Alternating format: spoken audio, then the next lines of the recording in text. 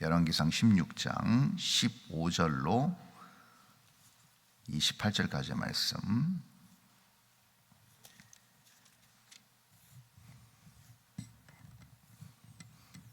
제가 15절부터 27절까지 봉독하고 마지막 28절은 합독하겠습니다.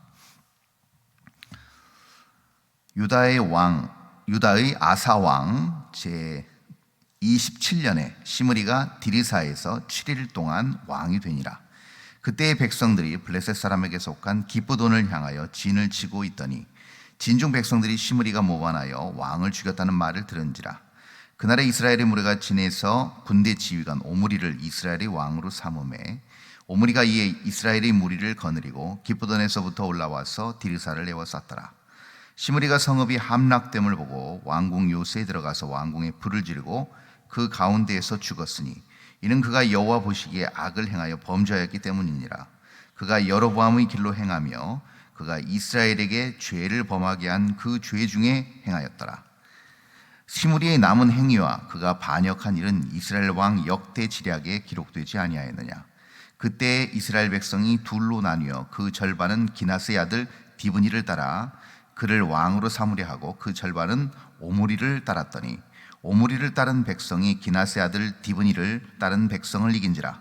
디브니가 죽음에 오므리가 왕이 되니라. 유다의 아사왕 제31년에 오므리가 이스라엘의 왕이 되어 12년 동안 왕이 있으며 디르사에서 6년 동안 다스리니라.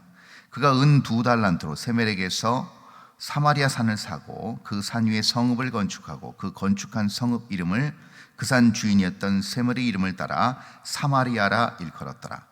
오므리가 여호와 보시기에 악을 행하되 그 전의 모든 사람보다 더욱 악하게 행하여 느바스의 아들 여로보암의 모든 길로 행하며 그가 이스라엘에게 죄를 범하게 한 그 죄 중에 행하여 그들이 헛된 것들로 이스라엘이 하나님 여호와를 노하시게 하였더라. 오므리가 행한 그 남은 사적과 그가 부린 권세는 이스라엘 왕 역대 지략에 기록되지 아니하였느냐. 28절 다 함께 합니다. 오므리가 그의 조상들과 함께 잠에 사마리아에 장사되고 그의 아들 아합이 대신하여 왕이 되니라. 아멘. 우리는 지금 열왕기상에서 특별히 이스라엘의 참담하고 악한 역사를 살펴보고 있습니다. 동서고금을 막론하고 왕이 얼마나 중요하고 또 국가 지도자가 얼마나 중요한지를 우리는 지금 열왕기상의 북이스라엘의 역사를 통해서 잘 살펴보고 있습니다.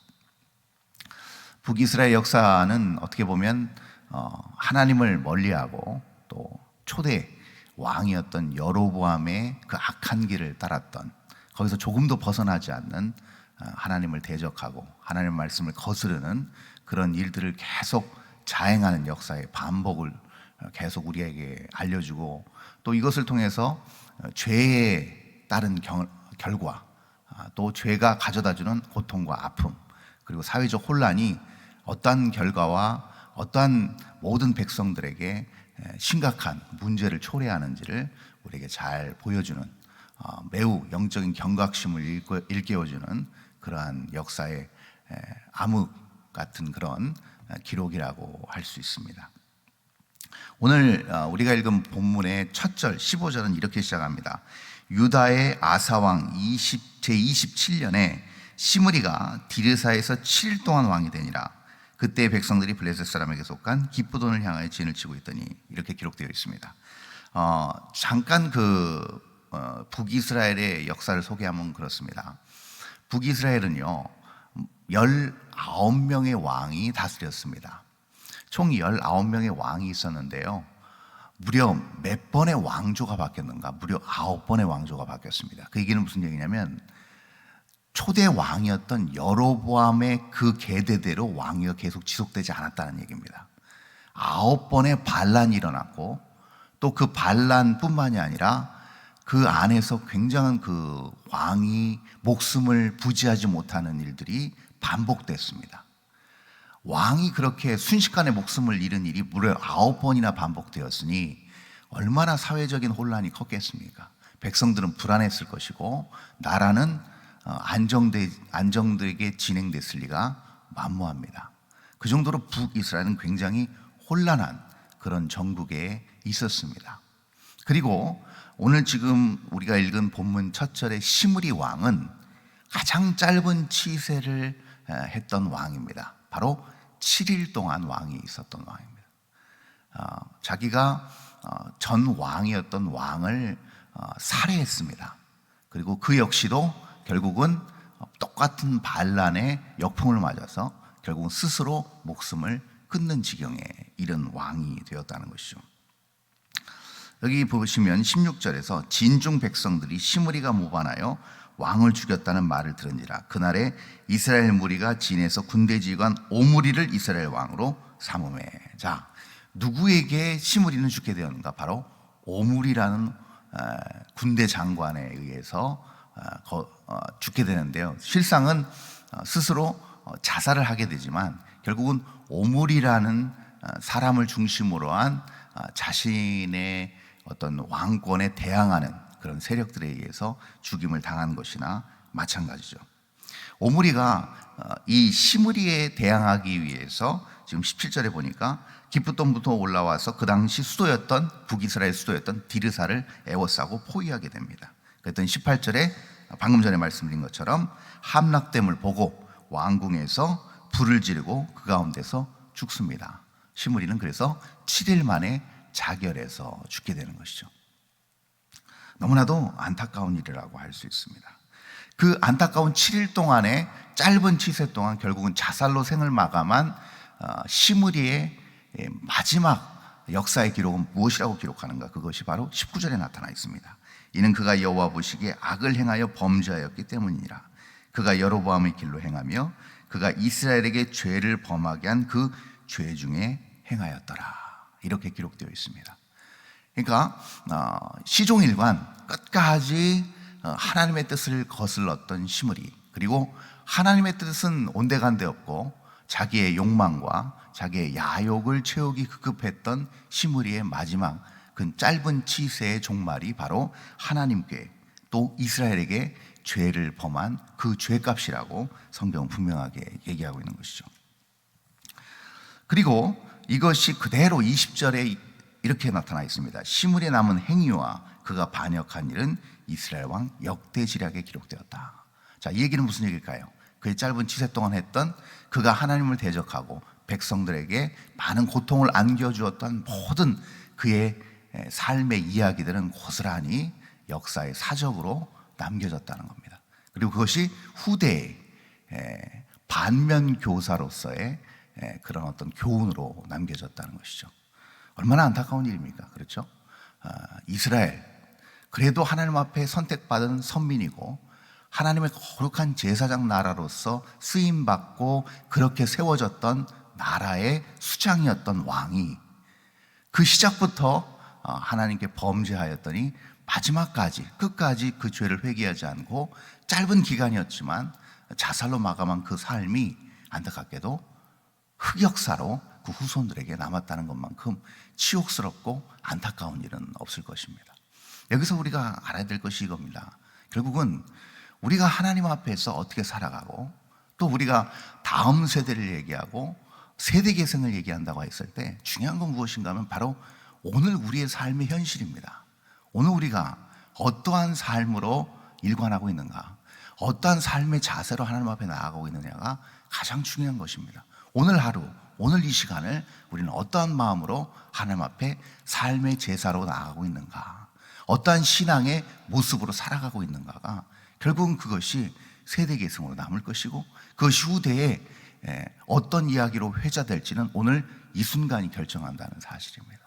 그래서 우리가 이 부분을 잘 기억하고 매 순간 영적으로 깨어서 기도하고 하나님 앞에 또 우리 사람들 또 후손들 앞에 부끄럽지 않은 신앙인으로 살아야 될 것은 오늘 우리가 이 본문을 보면서 다시 한번 깨닫게 되는 또 중요한 영적 숙제임을, 의무임을 우리가 다시금 깨달아 알아야 될 것입니다.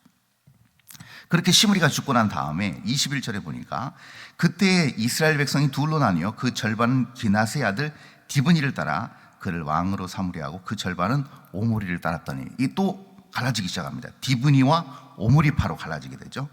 그런데 22절에 보니까 오므리를 따른 백성이 기낫의 아들 디브니를 따른 백성을 이긴지라 디브니가 죽음에 오므리가 왕이 되니라. 긴 시간은 아니었을 것으로 추정되지만 어떻게 보면 양쪽의 군사 쿠데타를 통해서 정권이 아직도 안정되지 않은 상태에서 내전 비슷한 양상으로 흘러간 것이죠. 디브니파와 오므리파가 또 무력 충돌을 하게 됩니다. 그런데 오므리를 따르던 파들이 디브니파를 이기게 된 것이죠. 그러면서 23절에 유다의 아사 왕 제31년에 오므리가 이스라엘의 왕이 되어 12년 동안 왕위에 있으며 디리사에서 6년 동안 다스리니라. 이렇게 기록되어 있습니다.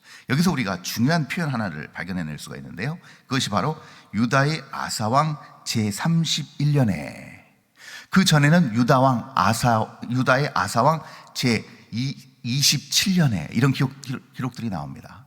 왜 성경은, 왜 열왕기 기자는 이 지금 남유다 왕의 지금 치세 기간을 이렇게 기록해 놓은 이유가 뭘까요? 무엇을 비교하기 위함일까요? 단 하나입니다. 그것은 바로 하나님을 따르고 하나님의 말씀에 순종한 백성, 그리고 그 백성을 다스리는 왕과 그렇지 않은 왕을 비교하기 위해서입니다.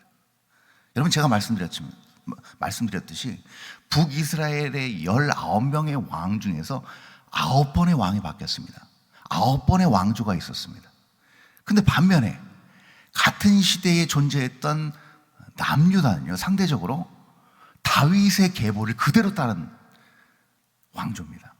똑같은 동시대에 있었고 같은 국경을 맞대고 있는 동일한 민족이었지만 한 왕조는 그렇게 많은 분란과 그렇게 많은 반란과 심지어는 자살까지 하는 그런 저주스러운 환경이었는데, 반면에 남유다는 다윗의 계보에서 조금도 흔들림 없이 그 계보를 그대로 이어가고 있고, 심지어 지금 23절에서 뭐라고 나옵니까?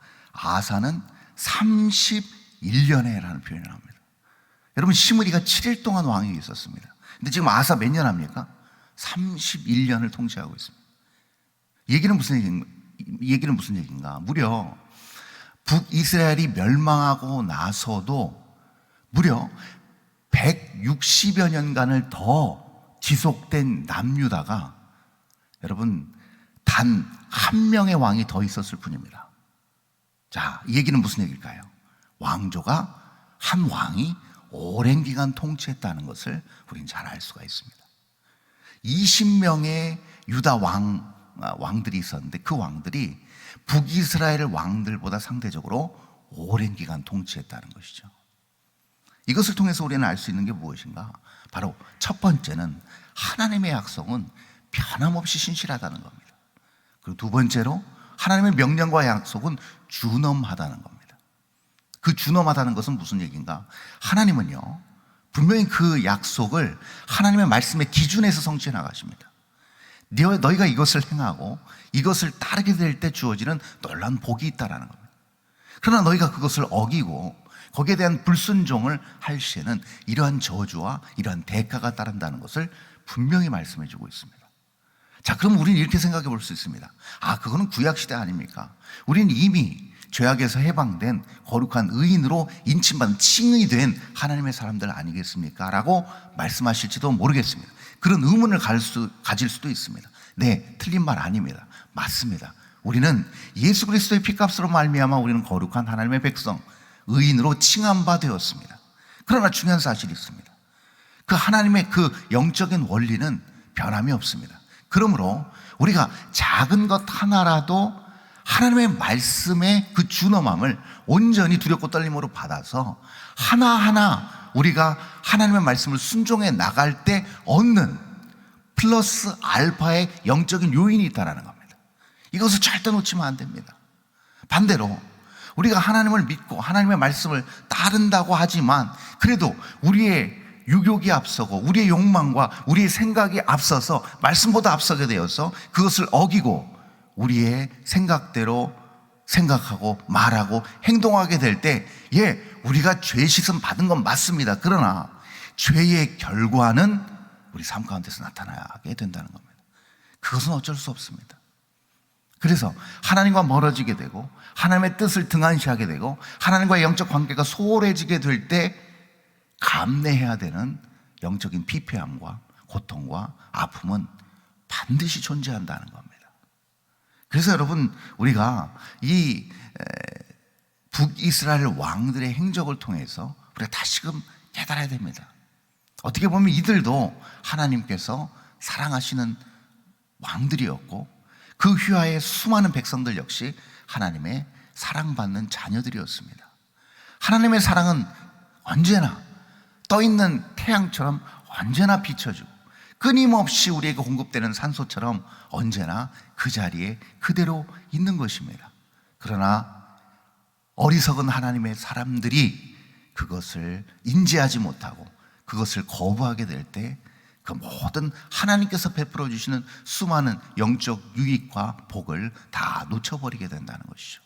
이것은 우리가 자명하게 알고 있음에도 불구하고 우리가 잠시 잠깐 놓칠 수 있는, 우리의 연약한 죄성 때문에 놓칠 수 있는 부분이라고 할 수 있는 것이죠.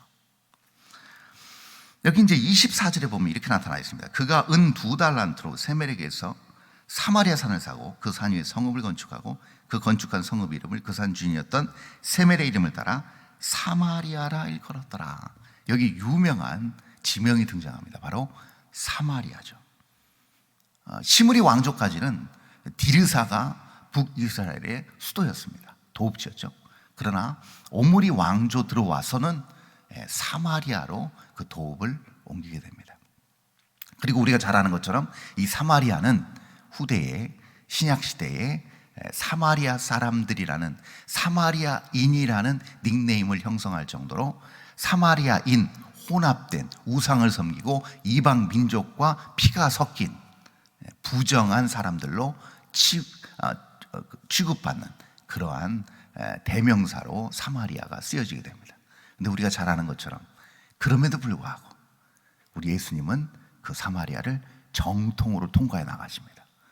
정면으로 그 사마리아 사람들을 대면하시고 그 사마리아 정중앙을 통과하셔서 그 사마리아 사람들, 특별히 우리가 잘 아는 요한복음 4장의 그 수가성 여인을 통해서 그 사마리아 마을 전체를 또 복음화시키시는 일을 수행하여 나가십니다. 이것을 통해서 우리는 알 수가 있는 게 무엇인가 하면, 죄악의 온상, 죄악의 가장 중심에 있는 그 현장일지라도 하나님은 반드시 그 가운데서 놀라운 영적인 회복과 역사를 이루어 가신다는 겁니다. 칠흑같이 암흑이 존재하는, 전혀 앞이 보이지 않는 그런 깜깜한 암흑 같은 죄된 상황이라 할지라도 그 가운데서 생명의 빛으로 환하게 더욱더 아름답게 밝게 비춰지는 그러한 모습이라고 할 수 있을 것입니다. 그래서 여러분, 이 뒤에 보시면 28절에 이렇게 나타나 있습니다. 오므리가 그의 조상들과 함께 잠에 사마리아에 장사되고 그의 아들 아합이 대신하여 왕이 되니라. 그 유명한 아합이라는 이름이 처음으로 등장합니다.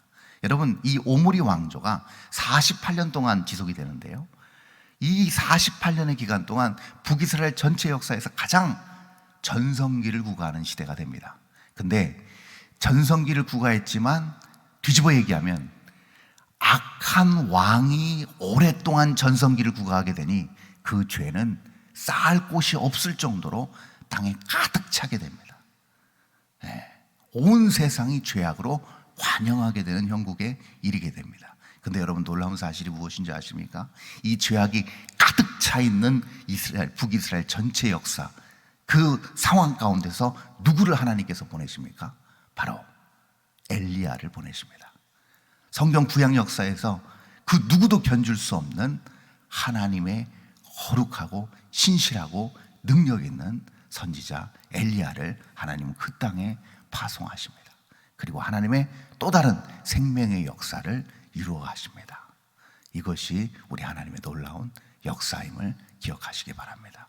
우리가 오늘 이 땅에 죄악에 관영한 세상 가운데 살고 있지만, 오늘 우리가 그런 환경 속에서도 하나님의 뜻을 붙들고 하나님의 말씀에 끝까지 순종하고 그 하나님의 말씀에 귀 기울이는 하나님의 영적으로 깨어있는 사람들이 존재할 때 분명히 이 세상은 하나님의 방법으로 회복되고 세워져 가고 온전히 하나님의 놀라운 부흥의 역사를 이루어갈 줄 믿습니다. 그 주역이 저와 여러분이 될 수 있기를 바랍니다. 기도하겠습니다. 존귀하신 하나님, 은혜를 감사합니다. 오늘 이 새벽에도 주님의 말씀을 듣고 저희들이 온전히 결단합니다. 북이스라엘처럼 이 세상도 어쩌면 많은 사람들이 우상을 섬기고 자기의 자아에 도취되어서 자기 뜻대로 자기 소견대로 행하는 이런 죄악이 관영한 세상이 아닌지 모르겠습니다.